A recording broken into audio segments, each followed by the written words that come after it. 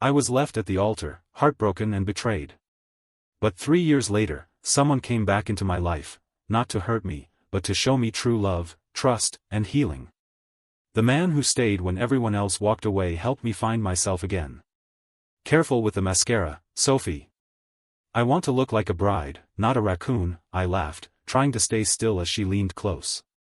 You'll look perfect, she said, grinning. Jason's going to cry when he sees you walk down that aisle. He better, I said. 4 years, countless fights, and one proposal on a freezing beach? Crying is the least he can do. The girls laughed. The room smelled of roses and hairspray. My white dress hung by the window, glowing in the morning light. Mom hovered in the corner, wiping her eyes with a tissue. Mom, please don't start crying yet, I said. You'll ruin your makeup. I can't help it, she sniffled. My baby's getting married. I still remember when you wore pigtails and swore you'd never fall in love. I was 7, I said, smiling. And boys were gross then. Sophie chuckled. And now they're still gross, I said, but at least Jason showers. The laughter felt easy, like sunshine. My stomach fluttered, but not from fear. Just excitement, the kind that made every heartbeat feel like a promise. Did you talk to him this morning? Sophie asked, curling a strand of my hair. Just a text, I said, glancing at my phone. Can't wait to see you, he wrote. Simple but perfect. Mom walked over and touched my shoulder. I'm proud of you, sweetheart. You two have built something strong. I see the way he looks at you, like you're his whole world. Her words made my chest warm. Yeah, I said softly. He's my person. Sophie smirked. Your person who nearly fainted during the proposal. Oh my God, don't remind me, I said, laughing. His hands were shaking so much, I thought he was about to drop the ring in the sand. He almost did, Mom said, chuckling through tears. But you said yes before he even finished asking. Because I already knew, I said. There wasn't a doubt in my mind. For a moment, silence wrapped the room, comfortable, glowing. The kind of silence that fills the air before something beautiful begins. Okay, stand up, Sophie said, clapping her hands. It's time to put on the dress. I stood, letting her unzip the garment bag. The fabric shimmered like moonlight, delicate and soft beneath my fingers. Mom gasped when I stepped into it. Oh, honey, she whispered. You look breathtaking. My reflection stared back, a version of me I'd never seen before. Confident. Ready. Jason's going to lose it, Sophie said, fanning her eyes. If he doesn't cry, I will. Please don't, I teased. One of us needs to keep their makeup intact. The photographer peeked in. 10 minutes, ladies. The groom's family just arrived at the venue. Already? I asked, checking the clock. My heart skipped. It was happening. Everything's on schedule, Mom said, her voice steady again. You're doing great. I nodded, taking a deep breath. Okay. Hair done, makeup perfect, dress flawless. What could possibly go wrong? Sophie groaned. Don't say that. It's like inviting disaster. Relax, I said, laughing. It's my wedding day. Nothing bad happens on your wedding day. She raised an eyebrow. You've clearly never watched Netflix. We laughed again, the sound bouncing off the walls.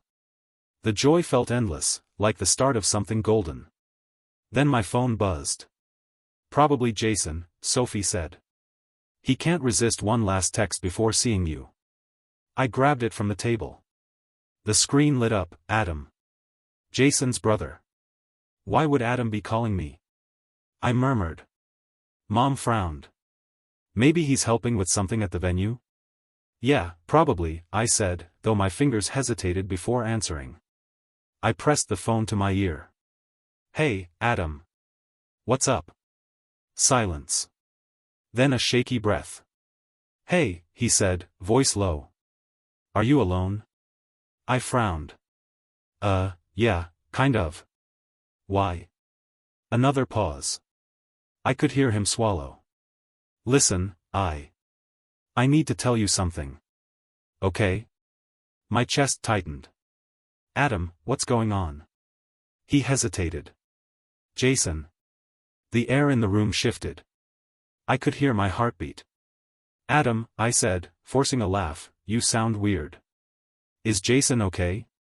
He exhaled sharply, voice breaking. He's not coming. My lips parted, but no sound came out. What? He left last night, Adam whispered. He said he can't do it. For a second, the room spun, makeup brushes, laughter, sunlight, all blurred. Mom's face fell. Sophie froze mid-step. Adam, I whispered, gripping the phone tighter. Please tell me this is a joke. I wish it was, he said quietly. The line went silent. I didn't cry. I didn't scream. I just stared at my reflection, the bride who no longer had a groom.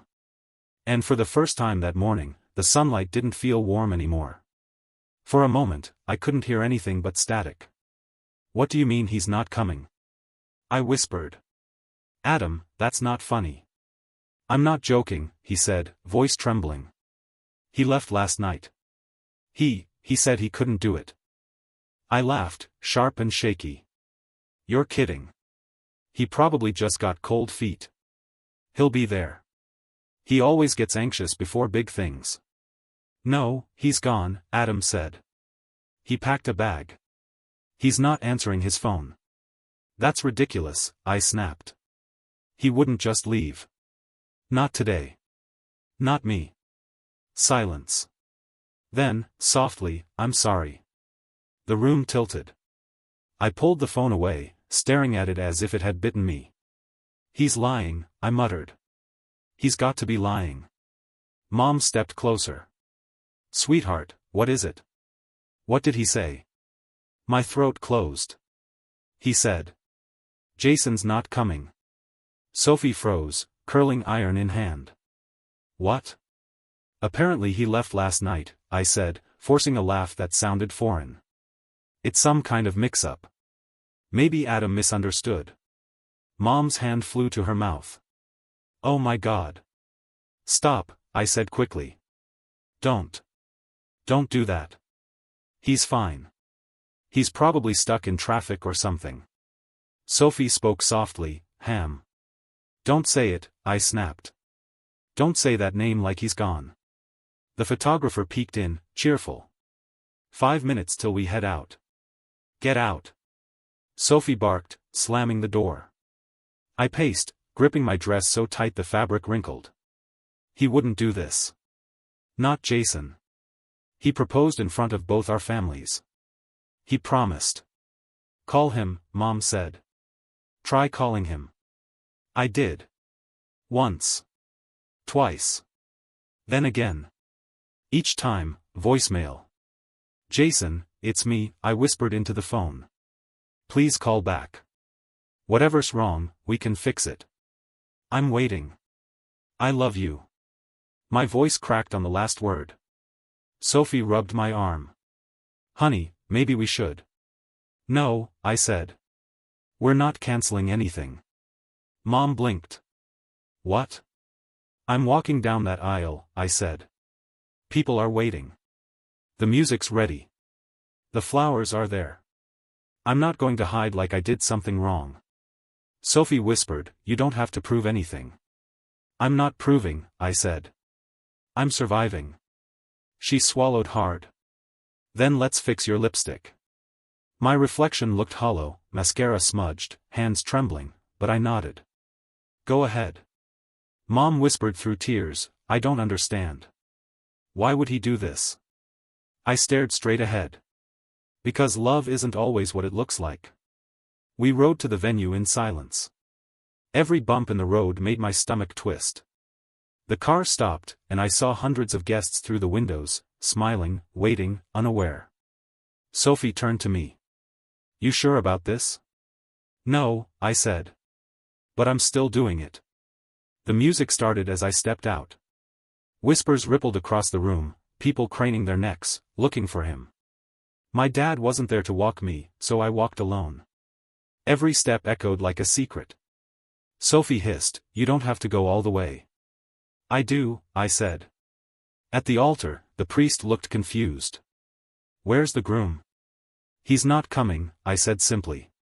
Gasps spread. Someone whispered, "Oh my God," another voice said, "Poor girl." I straightened my shoulders. "I just wanted to thank everyone for coming," I said, my voice steady. "Jason won't be joining us today. But I appreciate you all being here." Cameras clicked. Someone coughed. The pianist stopped mid-note. I smiled. "Please, enjoy the food. There's plenty. Weddings are expensive, might as well make it worth it." Nervous laughter rippled. I bowed slightly, turned, and walked back down the aisle alone. Behind me, I heard my mom crying. Sophie followed, whispering, "You're scaring everyone." "I'm fine," I said. "Completely fine." Outside, the wind hit me like a slap. I pulled the veil from my hair and laughed, a sound that didn't belong to me. "Fine?" Sophie said, breathless. "You're standing outside your own wedding alone." "Better than standing there waiting for a ghost," I said. She grabbed my hands. "He doesn't deserve you." "I know," I whispered.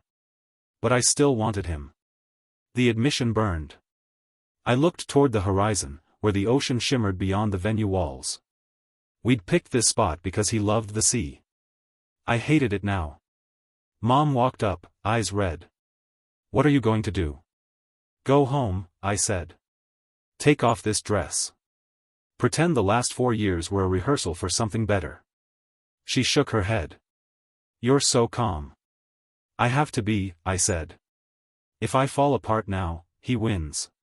The car ride home was quiet. My phone buzzed, another message from Adam. "I'm sorry. He said he loves you too much to lie to you." I stared at the words until they blurred.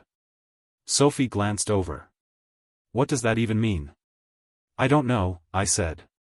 "Maybe he loved me just enough to ruin me honestly." When we got home, I stepped out of the car and looked at the sky. The sun was setting, pink, soft, cruelly beautiful. Inside, I stood before the mirror again. The dress looked heavier now, like it carried all my shame. Sophie whispered from behind, "You can take it off." "Not yet," I said. "I just need to remember what today felt like, so I'll never let anyone do it to me again." And for the first time, I let silence be my answer. The moment I stepped into the hall, every sound died. The music cut mid-chord, laughter faded, and 100 eyes turned toward me. My heels clicked against the marble floor, echoing like accusations. "Where's Jason?" someone whispered. I smiled, the kind of smile that hurts. "He couldn't make it," I said softly, clutching my bouquet until petals bent. Mom rose from the front row, her face pale. "Sweetheart, what are you doing? We can fix this, just." "There's nothing to fix," I interrupted. My voice sounded steadier than I felt. "Please sit. Everyone, please, just sit." Murmurs rippled across the room like waves breaking against fragile glass. I walked to the stage, the hem of my dress brushing the white roses that suddenly felt funereal. Grabbing the mic, I forced another smile. "Hi, everyone. Thank you for being here. I know this isn't what any of you expected." A nervous laugh escaped my lips, sharp and thin. "Trust me, it's not what I expected either." Someone coughed. Cameras flashed. I could hear the sound of whispers multiplying. I want to say thank you," I continued. "To my parents, for loving me so fiercely. To my friends, for keeping me sane these last few months. And to Jason," my throat locked for a beat, "wherever you are, thank you for teaching me that love isn't always forever." A gasp from the audience. My mother's sob. My maid of honor whispered, "Please, don't do this, you'll regret it." I shook my head. "No, I need to." Every word I spoke felt like walking barefoot on glass. I've spent my life believing in happy endings. But maybe endings aren't supposed to be happy. Maybe they're just honest. The hall fell completely silent. I saw people avoiding my eyes, pretending to check their phones, pretending they weren't witnessing my life fall apart. From the back, a familiar voice broke through the silence. Emily. Adam. He stood there, hands shaking, face ashen. I tried to stop him. He wouldn't listen. Please don't, I said, my voice trembling. Not now. I need you to know he didn't leave because of you. Adam. My tone cracked like thunder. If you say another word, I'll scream. He froze. The hall held its breath. I looked at him, Jason's brother, and saw the same eyes, the same jawline. It made me sick. He stepped forward. You shouldn't have to face them alone. I'm not alone, I said, though my voice betrayed the lie. I have everyone here, remember? I looked out again, at faces painted with pity. My father's fists were clenched, my mother sobbing into her hands.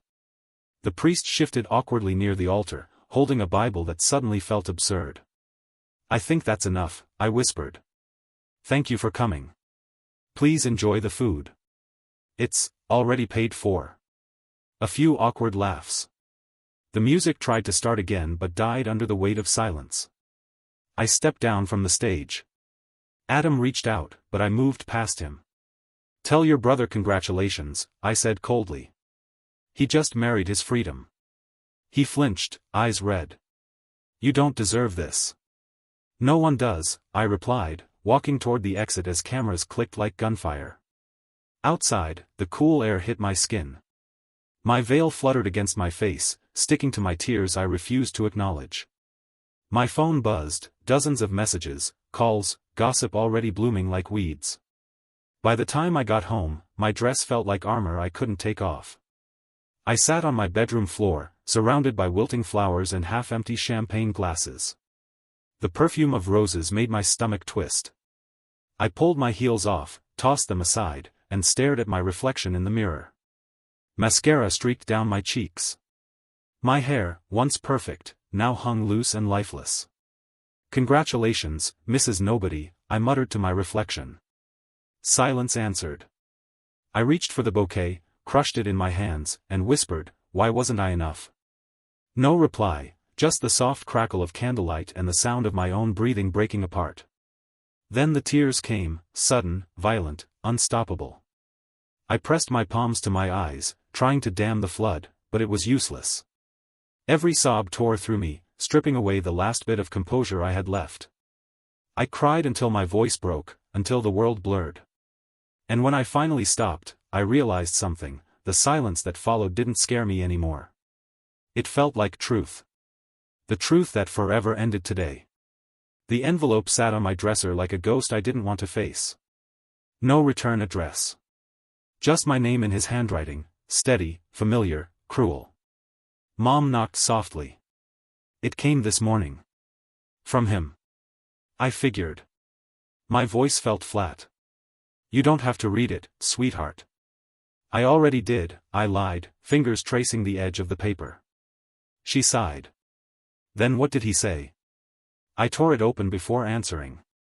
The paper trembled between my hands. His handwriting danced across the page, neat, deliberate, like he'd rehearsed every word. Emily, I'm sorry for everything. I know what I've done can't be explained, but please try to understand. I love you too much to trap you in a life I'm not sure I can commit to. You deserve certainty, and I can't give that right now. My throat burned. He loves me too much to trap me? I said bitterly. That's his excuse for disappearing? Mom reached for the letter. Maybe he's confused. Confused? I snapped. You don't leave someone at the altar because you're confused. You talk, you fight, you figure it out. You don't vanish like a coward. She flinched at my tone but didn't argue. People make mistakes, Emily. Not this kind. Not on purpose. I folded the letter, then unfolded it again, as if I could crush meaning out of it. I thought I was ready, but when I saw how perfect everything was, you, the dress, the vows, I panicked. You deserve someone certain, and I'm not that person right now. Panicked, I whispered. He panicked because things were too perfect. How poetic. Mom sat beside me. Maybe it's his way of saying he's scared of hurting you more later. I looked at her, eyes stinging. He already did. She touched my hand gently. Then let that be the end of it. Don't give him another minute of your peace. I can't just switch it off, Mom. You don't unlove someone because they walked away. No, she said softly, but you learn to stop waiting. I stared at the words again, I love you too much, and laughed, a dry, humorless sound. He's not writing to ease my pain. He's writing to ease his guilt. Mom didn't deny it. What will you do with it? I didn't answer. Instead, I stood, walked to the window, and let the sunlight spill over the page. For a second, I imagined him sitting somewhere, proud of his noble act of letting me go. I heard my own voice break. He thinks this is love. Mom rose behind me. Then show him it isn't. Her words lingered as I grabbed a lighter from the drawer. My hands trembled, but not from fear. I struck the flame and held it to the edge of the paper. Emily. I need to, I whispered. The fire caught fast. The ink curled, the words turned to smoke. I watched his sentences twist and vanish, one by one, his apologies, his excuses, his cowardice. When the flame reached my fingers, I dropped what was left into a glass bowl. The ashes floated like black snow before settling at the bottom. Mom stayed silent. The faint smell of burnt paper filled the air, bitter, sharp, strangely satisfying. It's done, I said quietly. She placed a hand on my shoulder. Then start again. I don't know how. You will. Her faith hurt more than my doubt. After she left, I sat alone on the edge of my bed, staring at the ashes. I wanted to feel lighter, freer, but instead, everything inside me was still, too still. I whispered to the empty room, you don't get to see me broken, Jason. You don't get to win twice. The silence that followed felt heavier than any scream. I stood, brushed the ashes into my palm, and walked outside. The wind was cold, biting. I opened my hand and let them go, watching them scatter like the last pieces of something I'd once believed was forever. For the first time in a week, I didn't cry. I didn't shake. I just watched.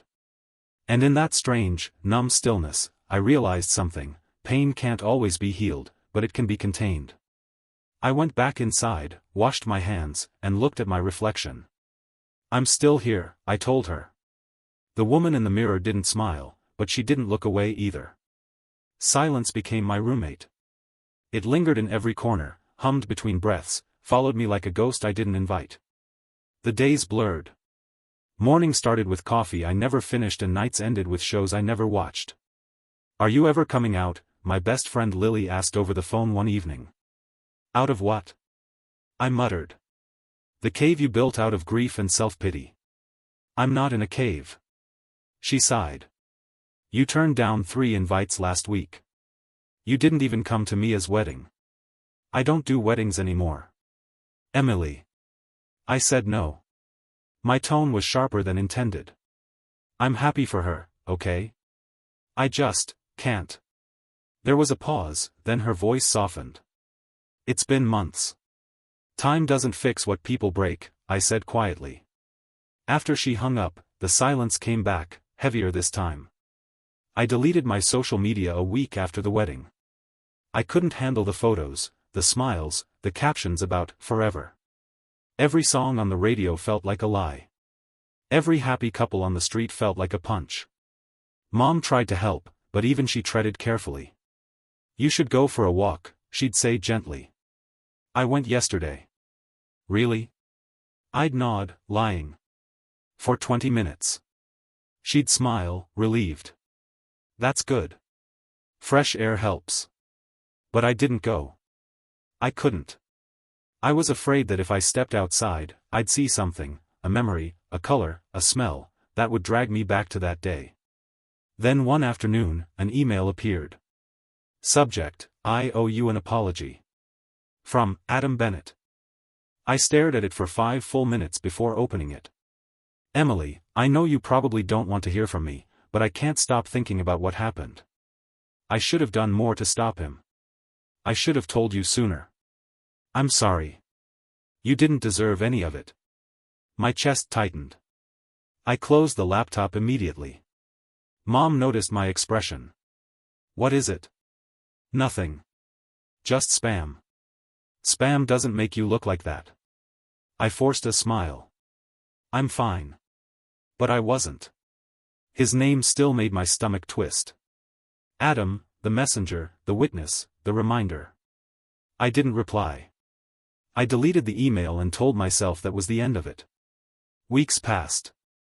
I found small ways to fill the silence, rearranging furniture, painting a wall, cooking things I didn't eat. Progress, or something pretending to be it. Then, on a gray Tuesday, I saw him.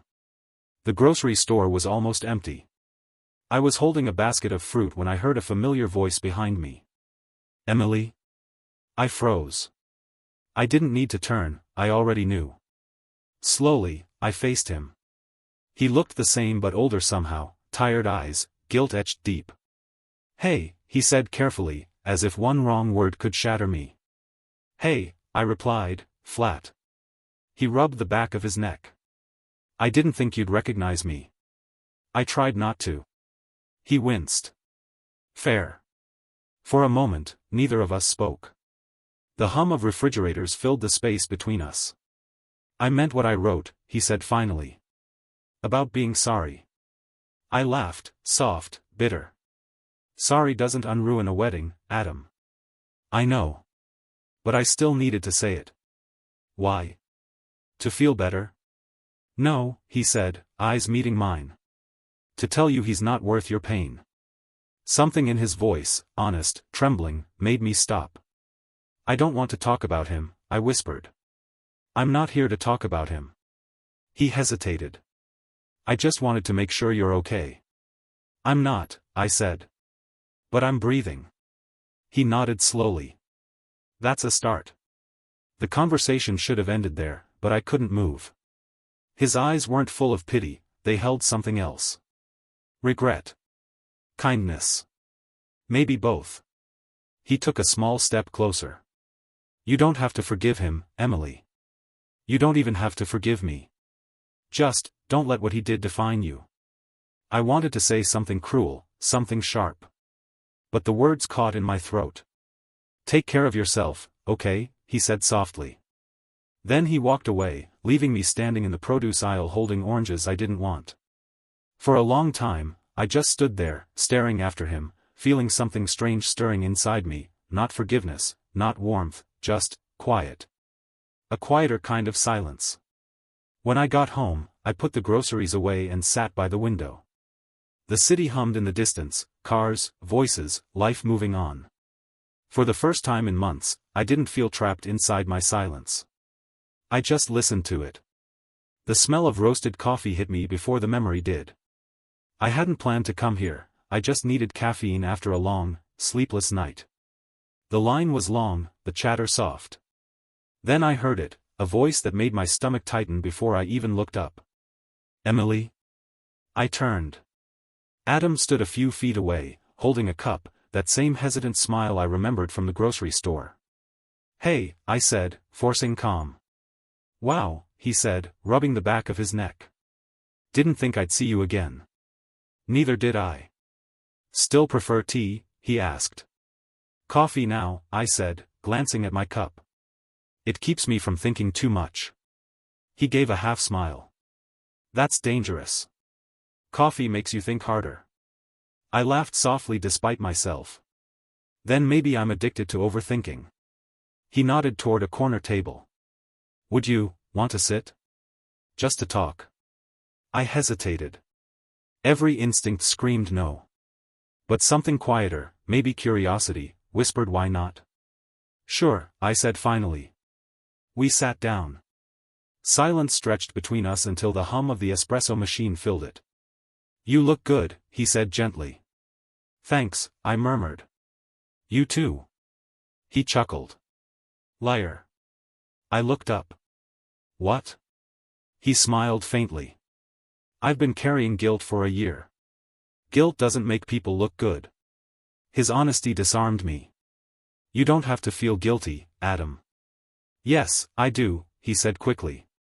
I was part of it, even if I didn't mean to be. I knew Jason was struggling. I didn't stop him. I didn't warn you. You couldn't have known he'd walk away on our wedding day. He looked down. He told me he was thinking about it. The words hit like a slap. What? He exhaled. The night before the wedding. He said he wasn't ready, that it didn't feel right. I tried to talk him out of it. I thought he'd sleep it off, wake up and realize he was just nervous. But, he left before sunrise. My throat tightened. So you knew. I didn't know he'd actually do it. I swear. His voice cracked. I should have called you sooner. I just froze. I didn't know what the right thing was. There's no right thing when someone runs away from the altar, I said quietly. There's just damage control. He nodded, guilt written all over his face. I wish I could have protected you from that. Me too, I whispered. For a while, we just sat there. The air felt heavy but not unbearable. I stirred my coffee even though it was already cold. I hated you for a long time, I admitted. I figured, he said softly. I hated myself, too. I glanced at him. You don't seem like the type to hate yourself. Everyone has moments they replay too often, he said. Mine's that morning. Standing outside your dressing room, phone in my hand, trying to find words that would never sound right. I closed my eyes, remembering. I can still hear your voice. The way it cracked when you said, he's not coming. I thought you were joking. I wish I had been. I leaned back, staring at the wall. You know what's weird? I don't even miss Jason anymore. I miss who I thought he was. Adam nodded slowly. That's the hardest part, grieving someone who never existed. His words hit deep. For the first time, someone got it. I spent months pretending I was okay, I said. Smiling for people, acting strong. But I was angry. Not just at him, at myself, for believing everything he said. That's not your fault, Emily. I know. But it feels like it is. He leaned forward. You loved him. That's not stupidity. That's trust. I met his eyes. Trust gets you burned. Sometimes, he said. But sometimes it helps you heal, too. Something softened inside me. You really believe that? He smiled faintly. I'm sitting here with you, aren't I? I laughed, genuinely this time. You always know how to say the right thing. Only after saying the wrong ones for years, he said with a smirk. The tension eased. We talked, about work, about books, about how both of us still couldn't stand wedding invitations. It felt strange but safe. When he stood to leave, he hesitated. Would you want to do this again sometime? No guilt, no heavy stuff. Just coffee. I looked at him, really looked. The way he spoke gently, like every word was weighed for honesty. The way his eyes didn't look through me, but at me. Yeah, I said quietly. I'd like that. He smiled, relief flickering across his face. Then it's a deal. As he walked out, I watched through the window. The world outside looked softer, like someone turned the brightness back on. When I left the cafe, I felt something I hadn't in a long time, lightness. Not happiness, not love. Just peace. The kind that comes when a wound finally stops aching every time you breathe. And maybe, just maybe, that peace was the start of something new. I shouldn't have answered his call that night. Hey, Adam said, voice soft. You sound tired. I am, I murmured, staring at my phone screen. Couldn't sleep. Same. His tone carried a quiet smile. Maybe it's the universe punishing us for too much caffeine. I laughed, too easily. You say that every time. And you always laugh. I guess I like hearing you say it. There was a pause, one of those loaded silences where neither of us dared to breathe too loudly. I shifted on my bed, pulling the blanket to my chin, pretending it was just another harmless conversation. What are you thinking? He asked finally. That we talk too much. Do you want me to stop calling? No, I said quickly, then softer, I just don't know what this is anymore. He exhaled. Me neither. The words hung between us like smoke. I could almost feel him there, sitting beside me, eyes tracing the edge of my thoughts. Sometimes, he said, I feel like I'm trying to fix something I didn't break. I closed my eyes. You didn't. He did. Yeah, but I watched it happen. His voice cracked a little. Jason wasn't ready. I knew it. I should have said something. You couldn't have changed him, I whispered. He made his choice. But you paid for it, Adam said. You lost everything. Not everything. I bit my lip. Just the part that believed in forever. He was quiet for a long time. Then, you're stronger now. Stronger doesn't mean healed. Maybe not, he said softly, but you're still here. I wanted to hate how that made me feel. Seen. Safe. Wanted. Adam, I began, you can't keep doing this, making me feel things I shouldn't. He chuckled under his breath. You think I don't feel it too? My heart kicked hard. Then why do you keep calling? Because when I don't, I think about you anyway. That's not fair.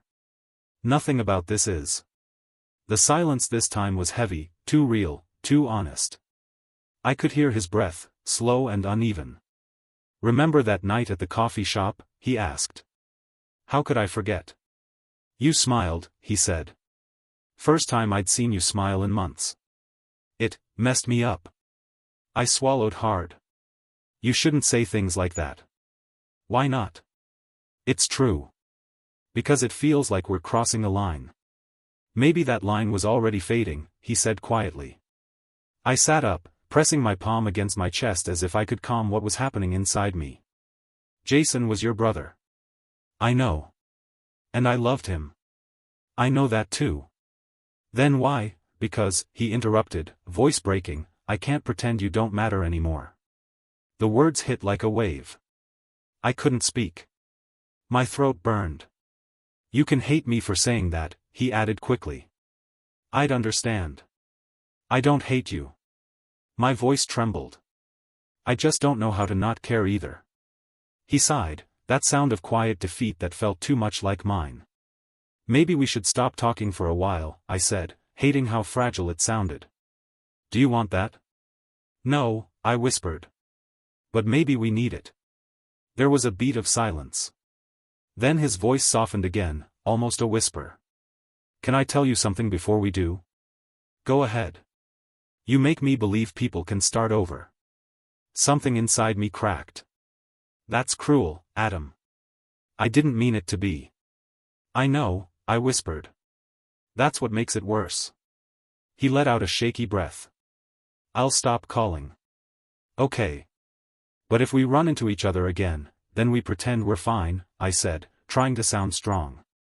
He laughed softly. You've never been good at pretending. Neither have you.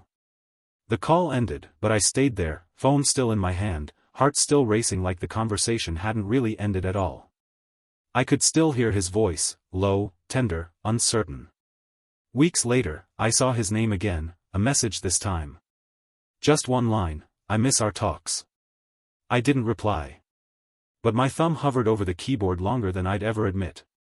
Because the truth was simple, painful, undeniable, I missed them too. I wasn't ready to see him. Not after 2 years, not after all the ways I'd rehearsed what I'd say if I ever did. Hi, Jason said, standing in the doorway like a memory I'd tried too hard to bury. Can we talk? I froze. You shouldn't be here. I know. He ran a hand through his hair, the same nervous tick that used to make me melt. But I had to see you. Adam was beside me before I could respond. She doesn't owe you anything, he said flatly. Jason's eyes flicked to him, surprise turning sharp. Of course you'd be here. Someone had to be, Adam replied. Jason, I interrupted, my voice steady but shaking inside. Say what you came to say. He looked at me then, really looked. I made a mistake. I laughed once, short and bitter. You think that's news to me? He winced. I panicked, okay. I thought I wasn't ready for marriage, for all of it. But I was wrong. Every day since, I've thought about you. You don't get to do this, I said quietly.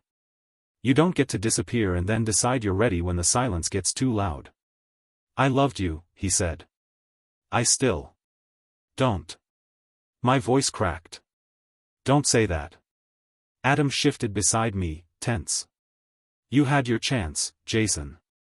Jason turned on him, anger flashing. And what about you? My brother, comforting her while I was gone. How long did it take before you decided to fill my place? That's not what happened, Adam said, jaw tight. Then what did happen? Jason snapped. Because from where I'm standing, it looks like betrayal. Betrayal? I stepped forward. You left me standing in front of hundreds of people, Jason. You humiliated me, broke me, vanished. And now you want to talk about betrayal? He blinked, stunned by the volume of my voice. I thought I was doing you a favor. By abandoning me? By not trapping you in something I wasn't ready for, he shouted. I stared at him. You didn't save me, Jason. You destroyed me, and then you called it mercy. He fell silent, breathing hard. His eyes darted toward Adam again. And him? He's what, your therapist now? Your replacement for me? Adam's voice was calm but low. I never tried to replace you. I just showed up when you didn't. Jason's expression twisted. You always were the good one, huh? Don't make this about me, Adam said. You came here for her. Jason looked back at me, desperation flickering in his eyes. I just want to fix it.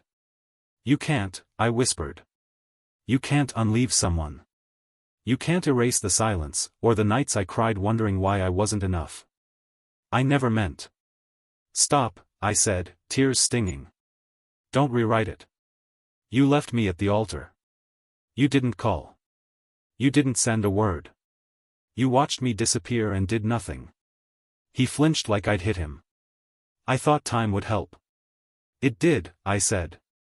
But not in the way you think. Time didn't fix us, it freed me from waiting. Jason's face crumpled. So that's it? Yes, I said, voice steady now. That's it. He turned toward Adam, anger surfacing again. You think she loves you now? Adam didn't flinch. I don't think anything. I just care about her enough not to run away. Jason stared at him for a long moment, then back at me. You chose him. I chose peace, I said. You were never the villain, Jason. But you stopped being my hero the day you walked away. He looked at me like he wanted to argue, but no words came. His mouth opened, then closed again, his chest rising and falling too fast. Finally, he shook his head, muttered something under his breath, and turned toward the door. Jason, I said softly. He paused but didn't look back. I hope you find whatever you were searching for. Just don't come looking for it in me again. He left. The door clicked shut. The silence that followed was deeper than grief, it was release. Adam exhaled slowly. You okay? I nodded, though my throat burned. For the first time, yeah. He smiled, small, cautious, real. And as I looked at the empty doorway, I realized something I hadn't before, the past no longer haunted me. It was finally just gone. Do you ever think about that day? I asked quietly. The rain tapped against the cafe window like it wanted in. Adam's eyes lifted from his coffee. Which one? The wedding, or the day after? Both, I said. They feel like two different lives. He smiled faintly. Yeah. Before and after. Silence settled between us, comfortable but heavy. I keep waiting for the world to tell us we're wrong, I said finally. That we're some cruel twist of fate. Does it feel wrong to you? He asked. I hesitated. No. It feels terrifying. But not wrong. He leaned back, watching me carefully. Good. Because I stopped fighting it a long time ago. I blinked. You did? He nodded. The first time you laughed again, really laughed, I knew I was in trouble. I laughed softly, shaking my head. You shouldn't say things like that. Why not? Because it makes it harder to pretend I'm not falling too. He smiled, the kind that starts in the eyes. Then don't pretend. I stared at my cup. You make it sound simple. It isn't, he said. But simple doesn't mean easy. I sighed. People will talk. They already do, he said gently. Let them. I looked up. You're not angry with Jason anymore? I was, he admitted. For a long time. I hated him for what he did to you, and for what he made me feel. I thought caring about you meant betraying him. But I've realized something. What? He leaned forward. Love isn't betrayal when it's born from what's left behind. It's just survival. The words hit me harder than I expected. Survival, I repeated. That's what we did, isn't it? He nodded. You more than me. I smiled sadly. You think strength looks like not breaking. But sometimes it's just not giving up. He studied me for a moment, his voice low. That's why I fell for you. Not because you were hurt, but because you kept living anyway. Something in me cracked, softly, like a frozen lake giving way to spring. You saw me when I didn't want to be seen. I saw you when you didn't think you existed anymore, he said. My breath caught. Adam. I know, he said quickly. You don't have to say it back. I just needed you to know. I reached across the table and took his hand. You think I don't feel it? I do. I just don't want it to be wrong. I nodded. He was your brother. He squeezed my hand gently. He was. But that doesn't mean he owns the parts of me I've found since. I swallowed. He'd hate this. Maybe, Adam said. But he's not here. And you are. So am I. We sat there, the hum of rain filling the silence. It wasn't romantic in the way movies are, it was fragile, quiet, real. I trust you, I whispered. Because you saw the worst of me and didn't run. His thumb brushed over my fingers. You trusted me when I didn't even trust myself. I smiled faintly. We're quite the mess. The good kind, he said. The kind that means we're still human. I looked at him, really looked, and realized I wasn't scared anymore. Not of judgment, not of ghosts, not of love that came too late. Do you ever think he'd forgive us? I asked softly. Adam thought for a long moment. Maybe forgiveness isn't his to give. Maybe it's ours. I nodded slowly. Then I forgive myself. His eyes softened. For what? For surviving. For healing.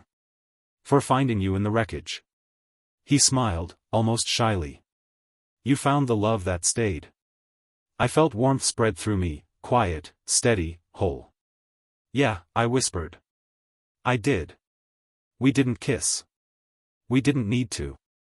The space between us said everything words couldn't, that love doesn't always begin where it's supposed to, but sometimes where everything else ends. Outside, the rain eased into sunlight. He looked at me, and I looked back, and for the first time in a long time, the future didn't scare me. It simply waited. The church smelled like roses and candle wax. I gripped Adam's hand, letting the warmth of his palm anchor me. You okay? He whispered. I am, I said, though my chest fluttered like it was trying to remember a panic it had felt years ago. Just memories. Memories of what? I swallowed. Of standing alone once. At an altar. Waiting for someone who never came. He gave my hand a reassuring squeeze. That was then. This is now. I nodded, staring at the couple exchanging vows. Their voices trembled, perfectly human. I remembered my own trembling, my own dress and flowers and photographers, all waiting for someone who walked away. Does it hurt? He asked softly, brushing his thumb over my knuckles. Not like it used to, I whispered. It's more reflective. I remember the fear, the humiliation. But I also remember the freedom I felt when I realized I didn't need him to be whole. Adam tilted his head. That freedom brought you to me. I smiled faintly. It did. And I wouldn't trade what came after for anything. The officiant's voice filled the room. do you take each other to be husband and wife? I closed my eyes for a moment, letting the words drift over me. Not mine, not Jason's. Not the ghost of that day I had tried to erase. Just words, simple and new. Look at them, Adam whispered. See how nervous they are. I laughed softly. I do. It's sweet. Not sweet enough to forget what you went through? No, I admitted. But sweet enough to remind me why I survived it. Why the right person doesn't just show up on time. He waits until you're ready. Or better, he walks you back when you are. Adam's gaze lingered on me, soft, almost tender. You're saying what I've been feeling for years. You've been feeling? I raised an eyebrow. That loving you has been the easiest and hardest thing all at once, he said, voice low. I just wanted to be ready to hold your hand through it all. You already did, I said, my voice thick with emotion. Through the pain, the heartbreak, the silence. You stayed when everyone else left. You never made me doubt myself. That's why I trusted you. Adam's thumb traced circles over my skin. I was scared too. Scared of what? Scared you'd see me as someone who should have been there sooner. Someone who didn't deserve this. You've earned it, I whispered. All of it. The love, the patience, the moments of quiet that made me realize I wasn't alone anymore. We watched as the couple exchanged rings. Their smiles mirrored what I had once dreamed of, but now, it wasn't pain I felt. It was hope. And a subtle pride. Do you remember the flowers? I asked him quietly. The ones I helped you put in that vase when you came home that night? I nodded, laughing softly. They smelled like grief back then. They still smell like roses, he said gently, because you turned them into something alive. I leaned my head against his shoulder. You know, I murmured, I always thought love was about perfect timing. About showing up exactly when the clock says you should. But that's not true. What is true? He asked, brushing my hair back. That love is about the person who stays, I said softly. Even when you're broken, even when the world tells you it's too late. The person who chooses to walk with you, not behind you or in front of you, but right there, every step. Adam pressed a kiss to my temple. I've been walking for years, and I'll keep walking as long as you let me. I will, I whispered, closing my eyes. The sunlight streamed through the stained glass windows, bathing the church in colors that felt like promise. The vows ended. The applause rose, surrounding us with warmth. I felt no jealousy, no longing, no shadow of the past, only clarity. Only peace. Only the steady pulse of someone who had finally arrived, not too late, but right on time. Adam leaned closer. You're smiling like you mean it. I am, I said, and I did. Not because I forgot, not because I forgave completely, but because I survived.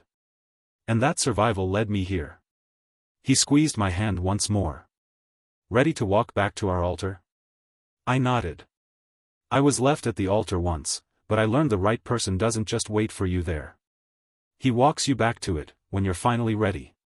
And as we stepped forward together, the past didn't follow. Only love. Only us. Only the life we had chosen to live, finally, fully, and without regret.